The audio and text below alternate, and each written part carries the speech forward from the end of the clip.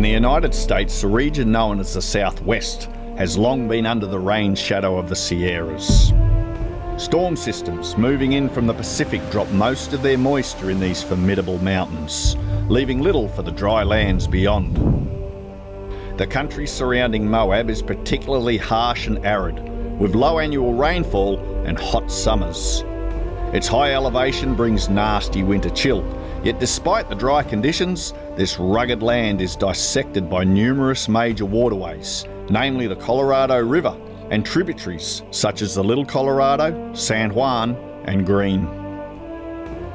Major aquatic expeditions are not normally associated with arid environments, but here in the southeast of Utah, the world is your mollusk.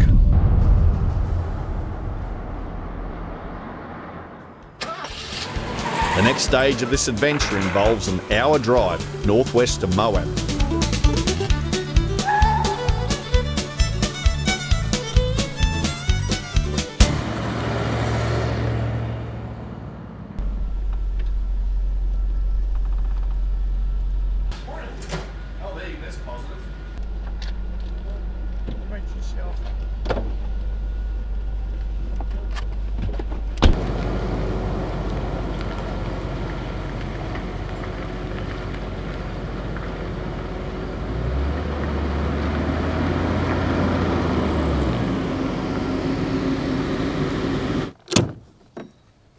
We immediately get busy unloading our big red boat and all our effects for the mission at hand, an 8-day voyage down the Green River.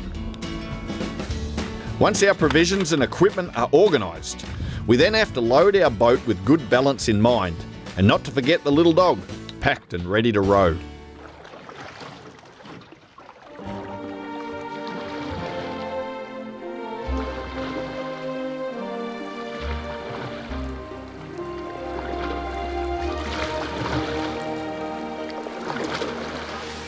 And so it begins, as we paddle away from town, under the rail bridge and out into the wilds. The Green River, at least this stretch, is not a turbulent, splashy waterway of rapids and rocks. It's a relaxing, flat-water paddle where the attraction is magnificent scenery and remote camping in awe-inspiring desert locations. Shallow gravel bars and small riffles are about all one might expect. However, as we shall see, there are some less expected problems the adventurer might run into. We managed to get onto the river by about 2:30 in the afternoon, and where we're going today is anybody's guess. We're just going to roll with it and look for something good.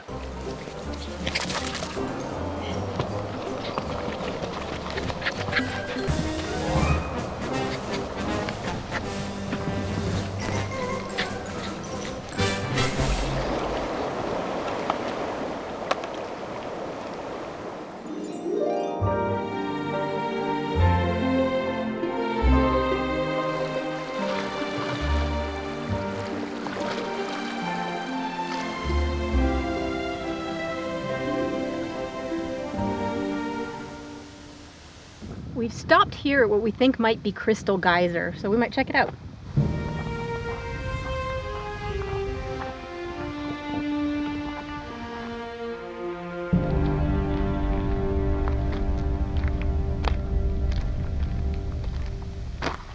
Well, I guess this is it. It's not doing very much.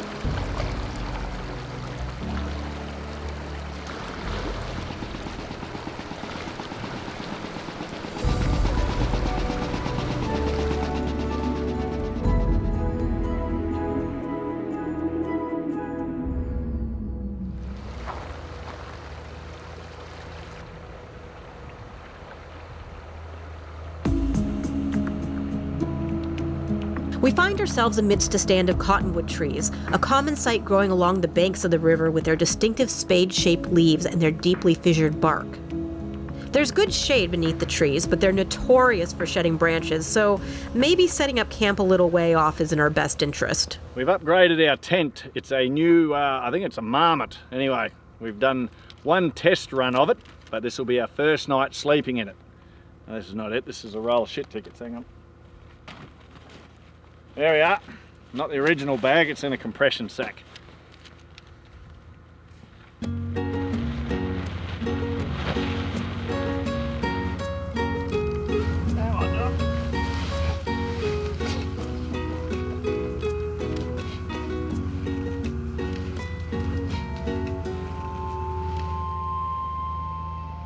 Despite the lovely location beneath the cottonwoods, there are some hostile inhabitants to deal with.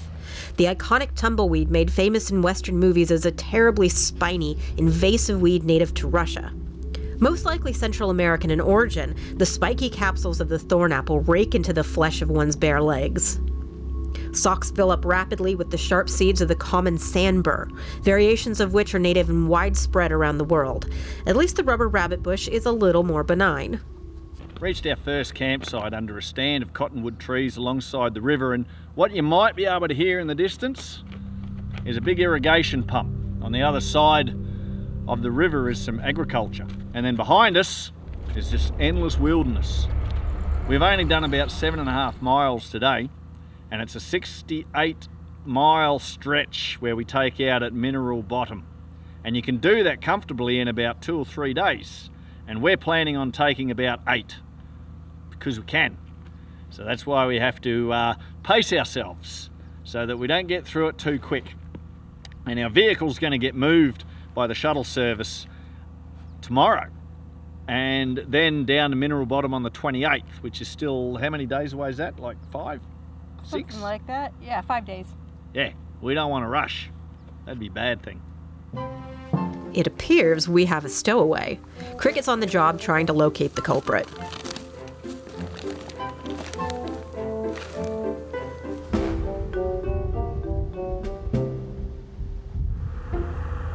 Rightio, Krikkit. Fishing. Come on, fishing. Fishing.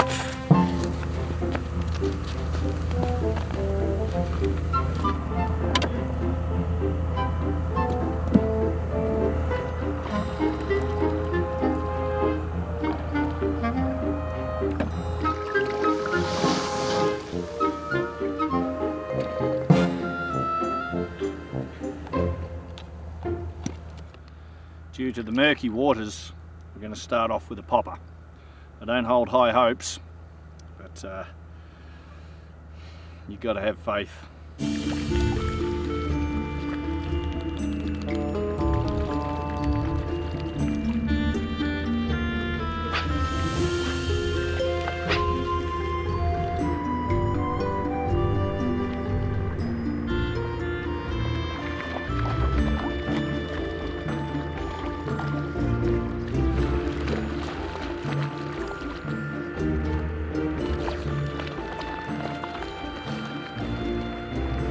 There are fish in the river, it's true, but the buggers are not interested in anything I'm giving them.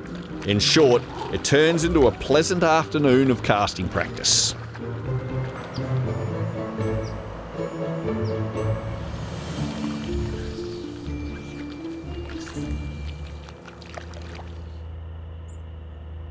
Regulations say that rather than just burning the ground, we have to use a fire pit while we're on the river. So I'm going to set this up, and the added bonus is that it's got a grill. Now let's see if I can remember how to do this.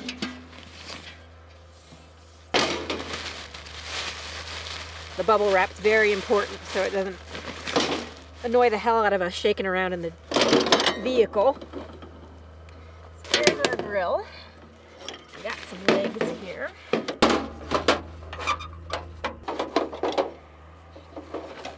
A little wobbly. Yeah. Oh, I might have gotten it. All right. Well, we'll put the grill on later because we gotta actually build the fire first.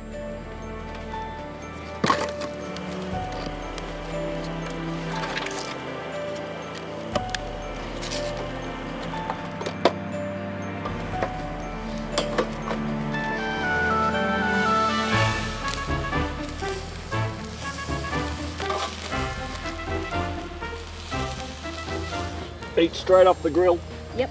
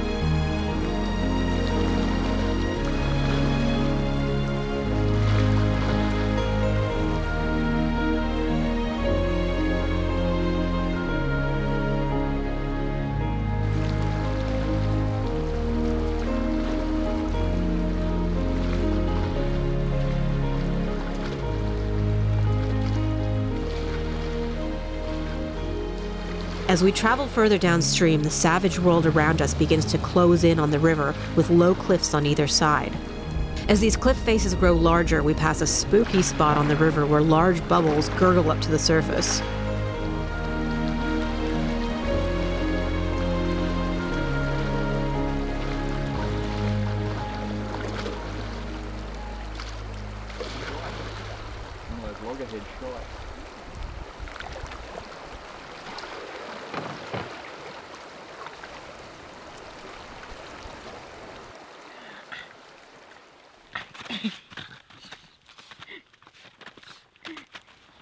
Do you want a cup of tea? Do I?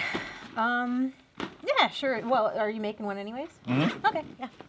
Get boiling. Get boiling.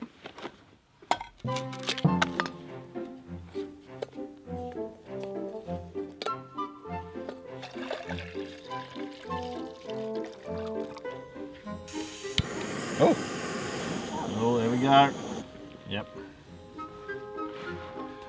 Nice shady little place to have a rest. We thought we would. We don't want to exceed our distance quota for the day, which is about, what, 8 miles? I'd say about 8 miles. If we want to stay on the river long enough, then we got to take it slow. That's right. Want some more? Nah, that should There's be good. nothing left anyway. Thanks for the offer. Hey, don't say you don't get nothing from me.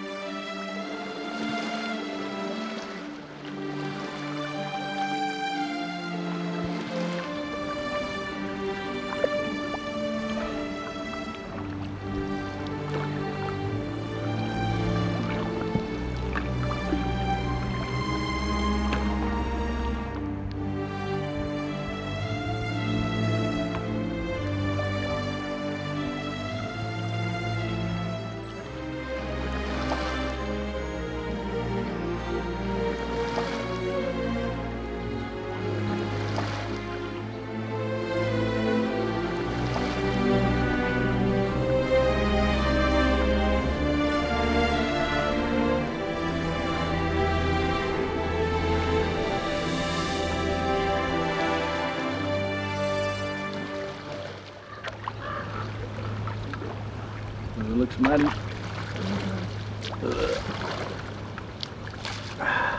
Come on. Whew, that was quite a jump. I think first we'll check up this way and look for camping options.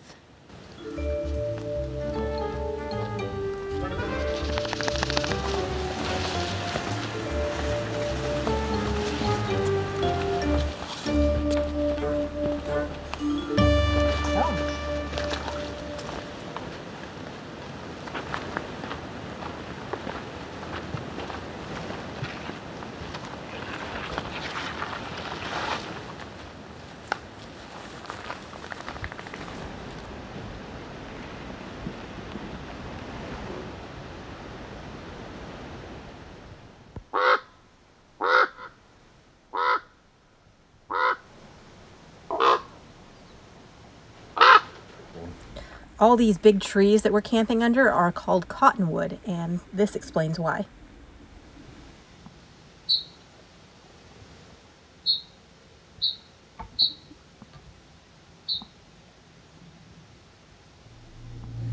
Not what I expected to find around here, but there's bear tracks in the riverbed, which is kind of creepy.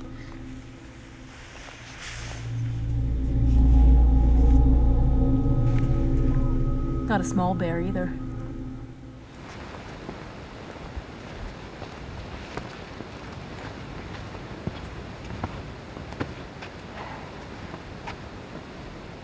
Yeah, I think this will do.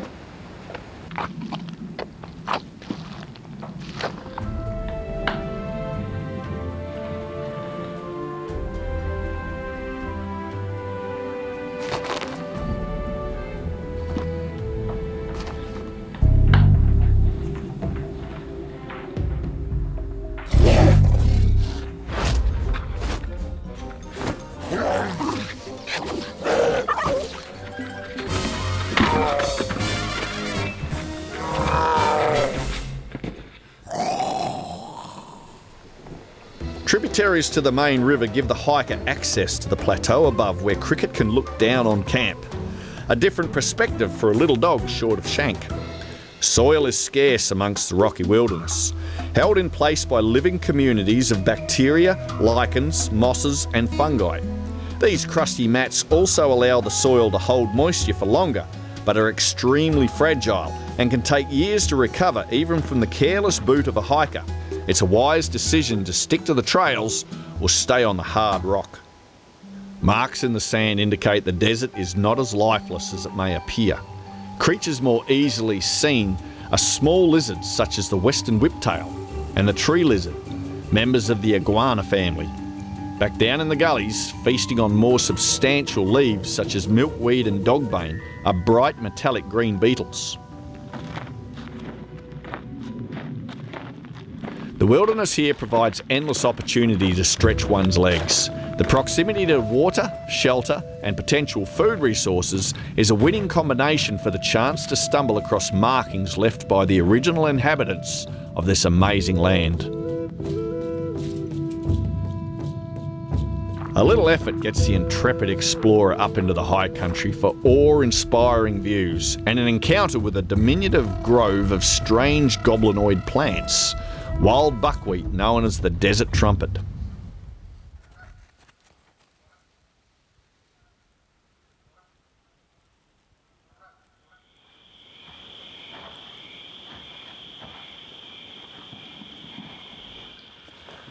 Wine, oysters and crackers, sundowners in the dust. Cheers, Wilms. Cheers.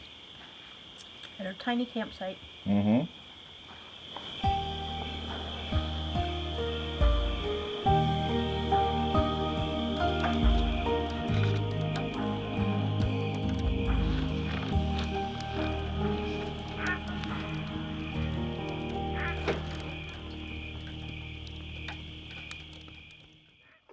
In the next episode, we continue down the Green River into even more incredible country as we enter the impressive Labyrinth Canyon.